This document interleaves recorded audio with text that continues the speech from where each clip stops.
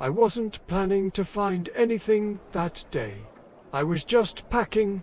3 weeks from now, I'll be in a smaller place. Closer to my daughter, to the grandkids.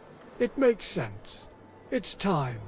I've lived in this house for more than 40 years. The walls know the rhythm of my footsteps. The hall light flickers the same way it did in '89. And the bedroom closet still smells like her. I started with the easy stuff. Clothes I don't wear. Books that haven't been opened in decades. Drawers full of cables that don't go to anything anymore. That's when I found it. Top shelf of the closet. Under a quilt we never liked. A plain shoebox. Inside cassette tapes. A dozen, maybe more. All labeled in her handwriting. The first one said, "Start here." Her script, still neat, still small, still hers. I stood there holding it for a long time. Couldn't move. Didn't want to. I knew if I played it, things might come back, that I'd finally gotten quiet. But I did it anyway. I pulled out the old player from the drawer. It still worked. Somehow, I slid the tape in, pressed play, and for the first time in years, I heard her voice again. Hi. If you found this, it means you're finally going through the closet. You always hated that quilt.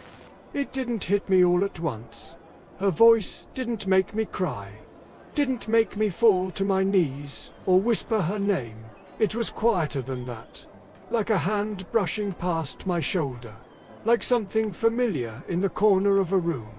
I sat down on the edge of the bed and held the player like it might break if I moved too fast. The room didn't change, but I did.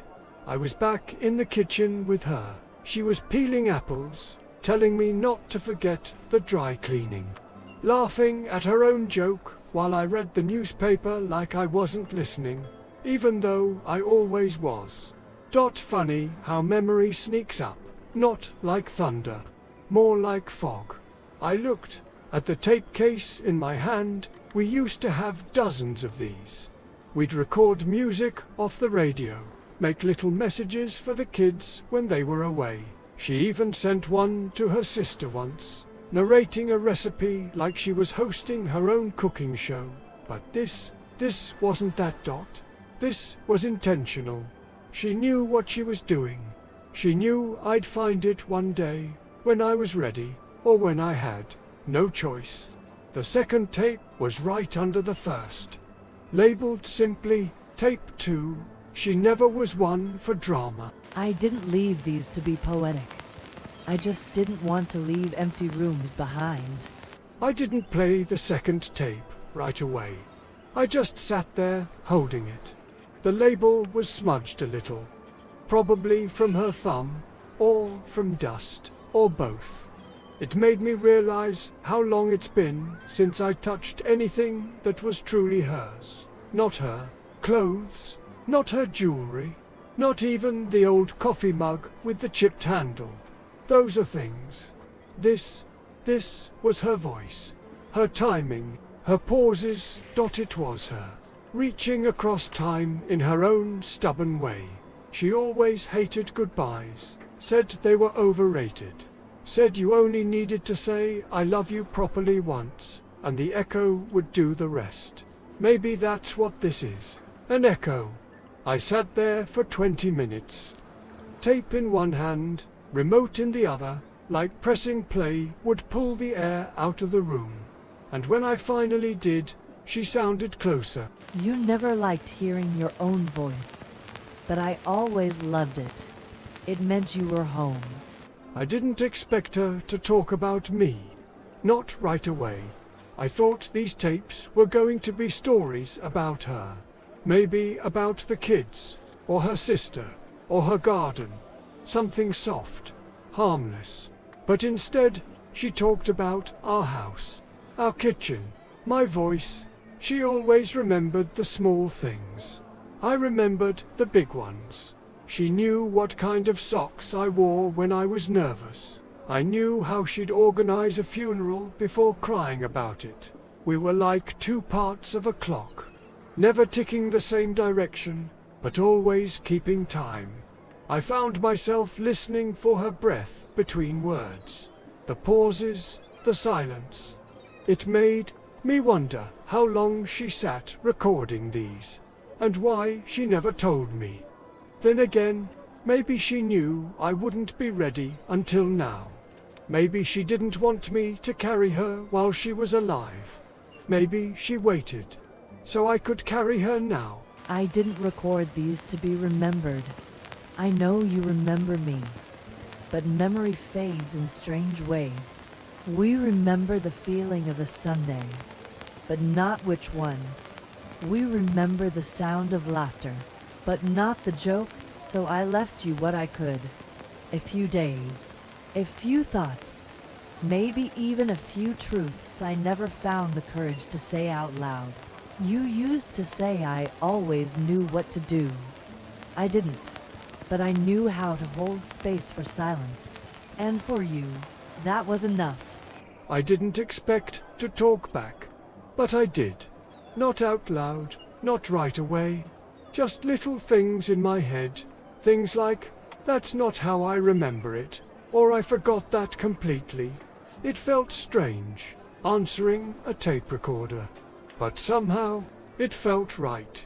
Like we were having the conversations we never made time for, or never found the right tone for, or never thought we'd need until we ran out of days. It made me wonder what else she'd recorded, and when she started. Was it when the doctor gave us the scan? Was it when she saw me crying in the garage that night, thinking I was alone? Or maybe it was just her way of leaving something real, not for the kids, not for some legacy, but for me, the one who never wrote anything down, the one who didn't like to talk unless he could fix something. And now, here I was, sitting in silence, listening to the one voice I thought I'd lost. Do you remember the porch light? The one that flickered when the wind picked up? You kept saying you'd fix it. I said it gave the house character. We never agreed. But I loved that light. Not because it worked, but because it told me you were home. That's what marriage is. A rhythm you don't notice until it's gone. It's strange what you forget, and stranger still what you remember. I forgot our anniversary once, but I still remember the sound her heels made on the kitchen tile when she was mad.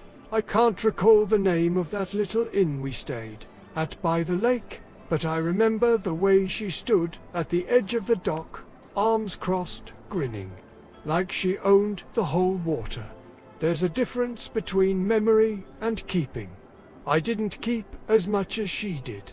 She had boxes, drawers, shoelaces tied around letters.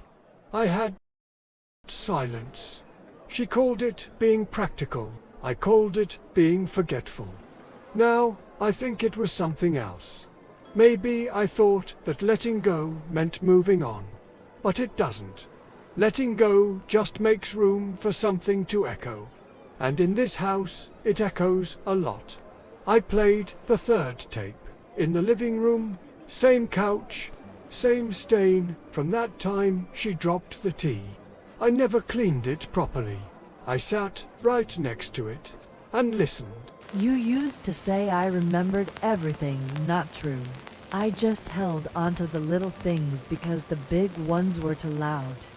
You remembered the hospital. I remembered the smell of flowers you hated but smiled through anyway. You remembered dates. I remembered glances. That's why I saved things. Not to prove anything, just to keep you close, even when you were far away. And now, maybe this is how I stay close just a little longer. She never liked silence. She filled it with humming, drawers opening, radio static, the clink of cups. I, on the other hand, wore silence like an old coat. Comfortable, predictable, familiar. That was one of the things we never agreed on. I thought silence meant peace. She thought it meant something was wrong. Looking back, I think she was right more often than I was willing to admit. When you live with someone for decades, you start thinking they'll always know what you mean, even when you say nothing at all. That was my mistake. There were so many things I didn't say, not because I didn't feel them, but because I assumed she knew. I assumed she understood the quiet ways I showed love, cutting the crust off her toast, warming up the car, fixing the lock on the bathroom door without telling her I noticed it was broken. I thought that was enough. Now, hearing her voice on tape, I realize it wasn't. You didn't talk much, and I used to think that meant you didn't feel much. But I was wrong. You felt everything, just deeper than words. I learned to listen to your silence. I knew when your coffee cup stayed full too long. I knew when you stood at the window just a few minutes more. That was your language. But even so, sometimes I wished you'd spoken. Not big things, just little ones. That was a good dinner. I missed you today. I love you. I knew it. Of course I did. But it's different when you hear it. I caught myself smiling today. Not at anything in particular, just at the sound of her voice on tape. It was the way she said my name. Soft, like a secret. Like she was holding it carefully so it wouldn't break. Funny how you can forget the sound of something until you hear it again and realize how much it meant. I hadn't heard her say my name in years. Not like that. Not without pain in it. Not without the hospital in the background. This voice, the one she left behind, it sounded younger, clearer, herself. And I realized something. These tapes weren't just for me to remember her. They were for me to remember me, the version she saw, because even now, through all the quiet, she was still reminding me who I was when I was with her. You always thought you were difficult to love. You weren't. You just didn't know how to believe it when it was given. But I loved you easily, even when you didn't ask for it, even when you didn't notice, especially then. There was one tape I didn't want to play. It was the only one with a title, not just a number. It said, "The Day I Knew." That scared me more than I'd like to admit. What did she know? When did she know it? And did I ever give her the chance to tell me out loud?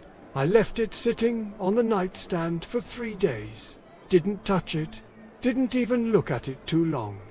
I just wasn't ready. But then today, I walked past it, and it was like it called me by name. So I sat, I pressed play, and I listened. It wasn't the hospital. It wasn't the tests. It wasn't even the moment the doctor said the word we didn't want to hear. It was months before that. I was folding laundry, and I forgot what day it was. I looked out the window, and the tree in the yard had started turning orange. And I remember thinking, I'm going to miss this. Not in a dramatic way. Not with fear. Just quiet. Certain. That's when I knew. And I didn't cry. I just started noticing more. The way you stirred your coffee. The way the hallway creaked near the bathroom. The sound of your breath when you were sleeping beside me. I started memorizing everything. Not to hold on, but to leave something behind that felt like love. The tapes didn't play in any particular order. After the day I knew, they went back to numbers. Tape 4, tape 5, no titles. Just time. I think that was her way of saying, the big one's done. Now let's just talk. I liked that. I stopped playing them in the bedroom. Started moving them around the house. Playing them where the memories lived. The back porch, the hallway, even the garage. Everywhere I stood, she had once stood, too. And it felt full. Not haunted, not heavy. Just full. I caught myself nodding along to her words, answering her in my head, even smiling when she said something stubborn, because that was her way. I wasn't just listening anymore. I was remembering who we had been, not the end. Not the slow fade, but the middle. The part where we still laughed at the same jokes, still argued about paint colors, still knew, without saying, how the other one took their coffee. And for a while, that was enough. We were never perfect, but we were real. We didn't always say the right things. Sometimes we didn't say anything at all. But you were the first place I ever felt safe, and the last place I ever wanted to leave. That stayed with me. She had a way of making small things feel like events. Tuesday dinners, grocery trips, putting the cushions back on the couch the right way. I used to tease her for it, but now I miss it. I miss the sound of her slippers across the tile, the way she'd hum to herself in the pantry, the way she folded napkins like we were hosting someone. Even when it was just us, it's strange how much of love lives in repetition. Not in grand gestures, but in the quiet, predictable things. I'd give anything to hear her ask me again if we're out of milk, just to answer, no, we're fine. Even if we weren't. That's what I realized while listening to the latest tape. These weren't recordings of revelations. They were reminders. Reminders that we had a life. An ordinary, beautiful, imperfect life. The kind most people never write songs about, but miss for the rest of their days. I hope you kept the mug. You know the one, with the little crack on the side and the handle you glued twice. You said it wasn't worth saving, but I used it every morning because it reminded me that even broken things can still be held. I knew it was the last one before I even put it in dot. No label this time. Just a piece of tape across the case and her handwriting. For when you're ready. I almost didn't press play. Not because I didn't want to hear her, but because I wasn't. Sure, I wanted her to be finished, but I did it anyway. Because she made these for me. Because part of me needed to know how she chose to say goodbye. If this is the last tape, then you've listened to more of me than I ever expected. Thank you.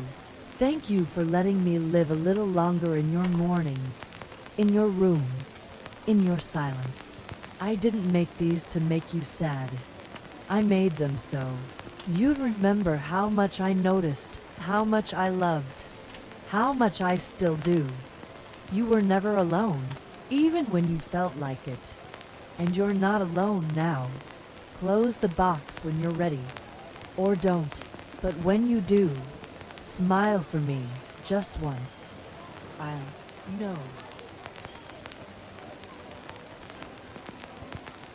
I sat there for a long time after the tape ended. Not crying, not thinking, just sitting. Listening to the nothing that somehow didn't feel empty anymore. I didn't rewind it, didn't label it, didn't do anything, really. Just placed the cassette back in the box, next to the others. And then I closed the lid. Slowly, not because it hurt, but because it didn't. Because I realized she hadn't left me anything unfinished. No mystery, no burden, just a voice and a memory.